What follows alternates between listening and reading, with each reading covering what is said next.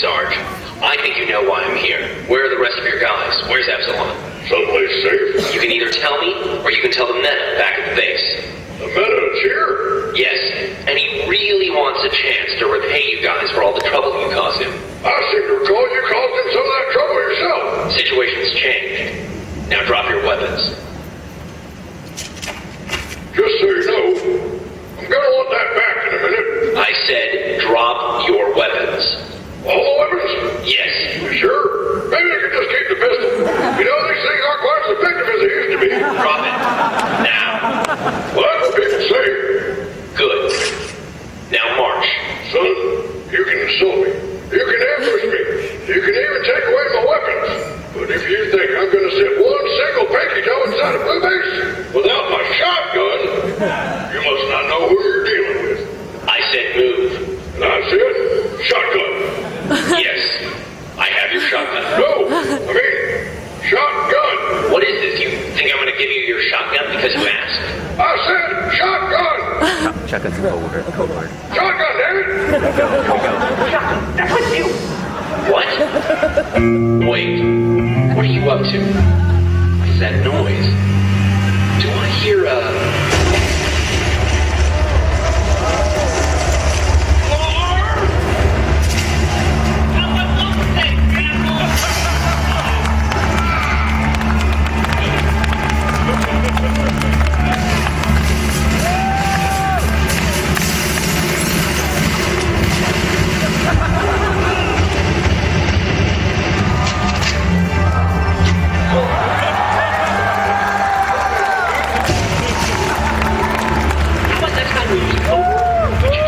Don't play every 5 seconds.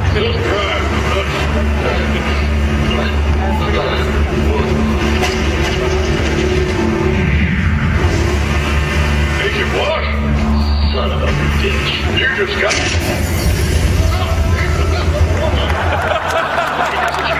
Hit him with an overcharge. You should overload one of his systems. You do it. What? Me? I don't even know how to fire that. Just pull the trigger and let go. It's super easy. No, your trainer said you should do it. What if I miss? What if it doesn't do anything but make it mad? I already made it mad once, but that didn't really work out very well. Well, then just improvise. Yeah, I don't feel entirely comfortable with that answer. What the heck was that? Uh-oh. I have a bad feeling that someone just caused some trouble. Oh no, improvise!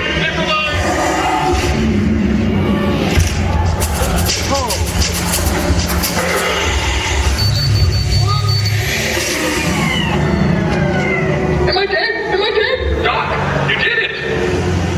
He's frozen. No, it looks like you overloaded his time distortion unit. You must have caused some kind of inversion. Instead of making everything else slow, it made him slow. Oh, yeah. Score one for the pacifist. How you like me now, Meta? Doc, I wouldn't get you close to him if I were you. Why? What's he gonna do? Beat me up the course the next 2 weeks? Well, technically he's not actually moving slow. He's moving at the same speed, just over a longer period of time. Huh? It's relativistic. His fist still travels at the same velocity. We just view it from a faster time frame. Therefore, it looks slowed down, but theoretically, it should still carry the same force. Nah, see? It's slower.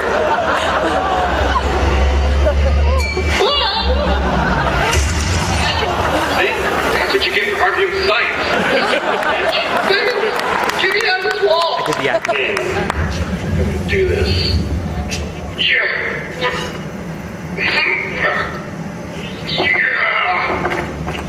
Let's get some stuff.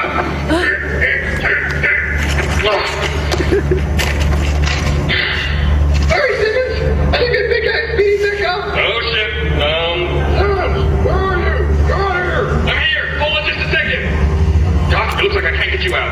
Yes, you can. You can. You haven't really tried yet. I know. You're right. I should think about the mission. What? No. This is a rescue mission. I'm part of the mission. It's a noble sacrifice you're making here. No, I'm not sacrificing. I'm not noble at all. Listen to me. You know what? I don't want you to go. I don't want you to go. Well, I'm remembering. Wait. Start by remembering me right now. Simmons. Hurry up.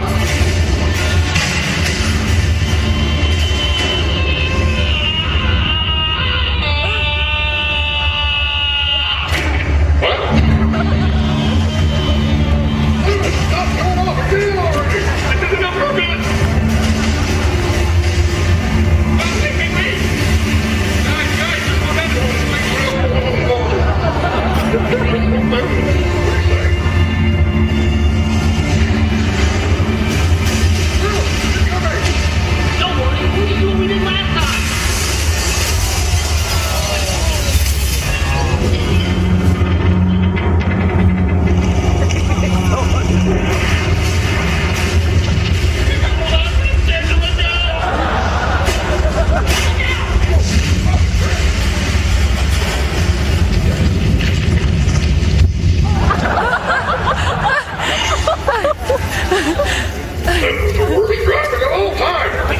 wasn't driving. I was flying and partying.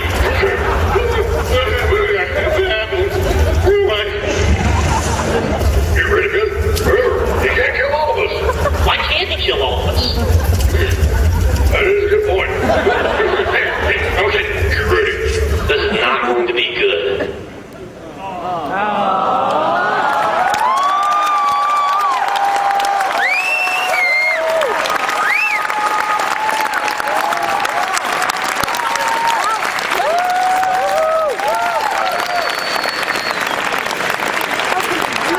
That was a little different.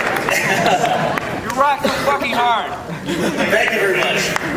So I think a little explanation is in order.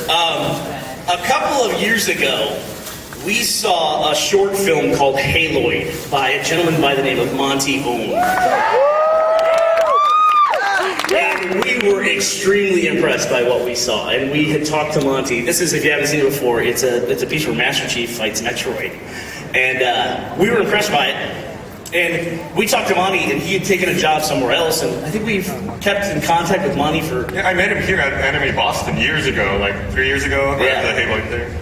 2 or 3 years, and we've been trying to work with him, and I am very proud to announce today the newest member of the Roosterteeth staff, Mr. Monty Ohm.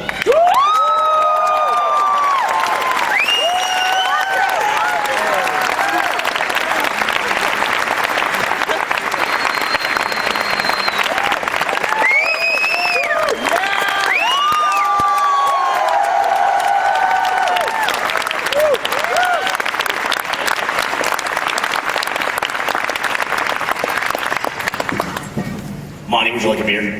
I don't drink. Okay. He's breaking the myth. Obviously the odd man out here. Give him 6 months. Yeah, that conversation's played out 10 million times over the last 6 months while Monty's been working with us. And Monty is an extremely talented animator. Like I said, when we saw Haloid, and he has another series called Dead Fantasy. So we were extremely excited for him to come and join us at our offices. And he'd been kind of working in secret for the last 6 months. We've been kind of talking around it. In the podcast we'll mention our new employee, but we never mention him by name. And so we thought, this is our 8th season of our Red vs. Blue, and, like we said, we like to show conceptual stuff here at PAX, and so we wanted to do something that kind of punched up a little bit, and Monty definitely helped punch it up quite a bit, I would say.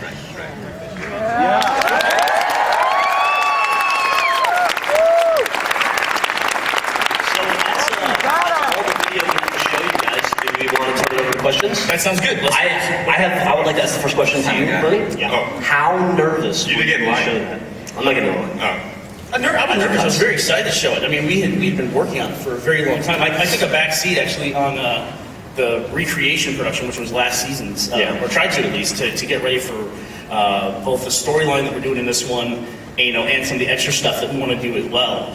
Because this is the last installment of the current trilogy, which we call the Recollection, which is the Memories, the Keys storyline. So I was very excited to show it. Very, very excited. And if you guys want to start lining up, either up top, there's microphones there. Yeah, because there's 2 mics at the back in the balconies and 2 on the floor here. We probably have about 15 minutes left. 10 or 15. But we've been, it's been a great process to watch Monty work and then watch these pieces come together, from very rough animatics to things that weren't fully rendered, and to see the final product. Even I'm totally blown away every time I see it. I think every time Bernie's editing that scene, the sequence with Washington, I would always stop my work and go look at his computer to see the progress, to see how much more rendered it was that day. To be fair, it doesn't get much to get Gus to stop his work, though. Did you see that light? Yeah. Let's go start over here with the blue hoodie. How you doing, guys? Doing good. Right here. That was awesome. Yeah. My question is, I've been watching Red vs. Blue for about 4 or 5 years now, and I've seen, Panics and Strangerhood. You guys have used a lot of different games, and now you did the Red vs. Blue animated, you do live action now. My question is, out of all these kinds of film you've done, which has been the most challenging? All those people hated it. Look, they're all leaving. I think the most challenging is the project that results in me getting kicked into a truck and then trying to drive a truck without looking out the fucking window. That's probably the most challenging. I disagree. It was very fun to do that one. I was the Yakuza guy in that one. But Monty. it's because I'm Asian. Monty was supposed to... Monty was supposed to throw a bat at me inside the truck, but he couldn't do it. He kept throwing it over the truck. Be careful. Monty's very giving. So your question is, what is the most challenging thing we do? I'd say it's all different. We consider machinima to be on the spectrum of animation, not kind of its own thing. And we've been adding to machinima pretty much since, I'd say, season 1 of Red vs. Blue. So we've always added in other elements, but machinima is a lot like live action in terms of the way you shoot it versus more like traditional animation. I think the toughest things are where we have to outsource stuff, like 2D animation, things like that, because you just have to sit there and wait and then approve stuff. That's not the way we work, really. Yeah. That's the way we like to That goes in point actually with when we started talking. Like Bernie offered, to let me work outside the office, and I wouldn't have it. It's about having that back and forth between people within our studios. So, I joined them in the studio just to have that chemistry. Monty works about 20 hours a day, just so you know. So when I said outside the office, I meant like 8 or 9 hours a day outside the office. Not sleeping under your desk in a motion capture suit. Yeah. What's Monty gonna do? We're so cute, he can't get enough of it. Yeah, there were times where it was a week straight of, I do all weekenders. Yeah, it's the office hours have been really off. Like, I'll leave at 2 a.m. and Monty has just arrived someday. Monty is constantly trying to get the coffee shop next door to our office to be open later. Every time he goes there, I hear him say, if y'all were open at 4 a.m., I swear I'd buy coffee from you. Can you please just try to work that out? Yeah, Joel put it on his credit card. Yeah, over here. One thing, Jeff Gus already says, sorry, Bernie and Gus, I said this to Jeff yesterday, it's Isla Scotch, not Islay. He's talking about Islay Scotch. Isla! Sorry, So, you ever thought about doing a video portion to the podcast? Because I listen to Drunk Tank, it's the first thing I do like Thursday morning, download that, and listen to it way too uni. It's fantastic. We do some video, like video gameplay podcasts. Like we did one for Left 4 Dead, and we did one for ODST as well. Our current setup doesn't really lean itself to video podcasting. Yeah, we're not good with video.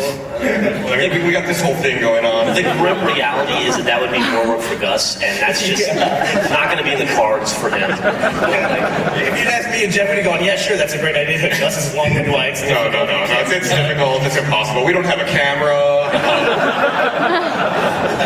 But we're moving into a new office soon, and I think, depending on how that new space plays out, we'll probably start doing something a little more like that. One for mine, if you could talk about some of the technical background to what happened with the new stuff, which is fantastic looking. Thank you very much. It's just the hardest part was getting it to actually look like the game. I'd say that was probably the most difficult process, and then it's just a lot of pixel by pixel work. Absolutely. Yeah, and a lot of trying to recreate things as they appear. It's a lot of smoke and mirrors, I would say. Right. Movie magic. Yeah, because we want to work fast. Our philosophy at Roosterteeth is, as an animation studio, Pixar's at obviously the top of that, right? And they do better than anybody else. But they don't do better all that fast. It takes 3 years and 300 people to make a movie, whereas we do fast really well.